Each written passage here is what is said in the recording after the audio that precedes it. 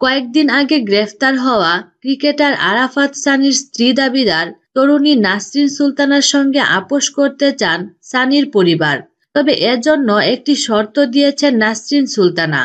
এজন্য উভয় পরিবারের মধ্যে কয়েক দফা আলোচনা হয়েছে বলে পারিবারিক সূত্রে জানা গেছে। তবে আপোসের বিষয়ে তারা কোনো সমঝোতায় পৌঁছতে পারেনি।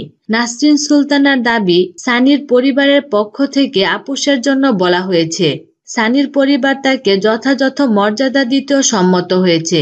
এজন্য তাকে আগের মামলা প্রত্যাহার করতে বলা হয়েছে। তিনি তাদের জানিয়েছেন, আইনজীবীর উপস্থিতিতে আদালতের মাধ্যমে বিষয়টি সমঝোতা করতে চান। এর জন্য শর্ত হিসেবে তাকে স্ত্রীর মর্যাদা দেওয়ার বিষয়টি জুড়ে দিয়েছেন বলে জানান নাসরিন। অপরদিকে সানির মামা আবু সাইদ জানান, নাসরিনের সঙ্গে সমঝোতার কথা চলছে।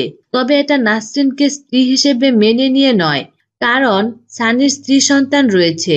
সানি বিয়ে করেছেন 2010 সালে। সমঝোতা হতে পারে অন্যভাবে। সানির আইনজীবী জুয়েল আহমেদ জানান, সানির সঙ্গে আমার জেলখানায় কথা হয়েছে।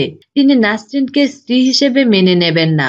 তাছাড়া নাসরিনের কাবিননামা ভুয়া। আমরা এ বিয়ে স্বীকার করি না। খেলাধুলা ও বিনোদন জগতের নিত্য নতুন খবরাখবর জানতে আমাদের চ্যানেলটিতে সাবস্ক্রাইব করার জন্য আপনাকে আন্তরিক ধন্যবাদ।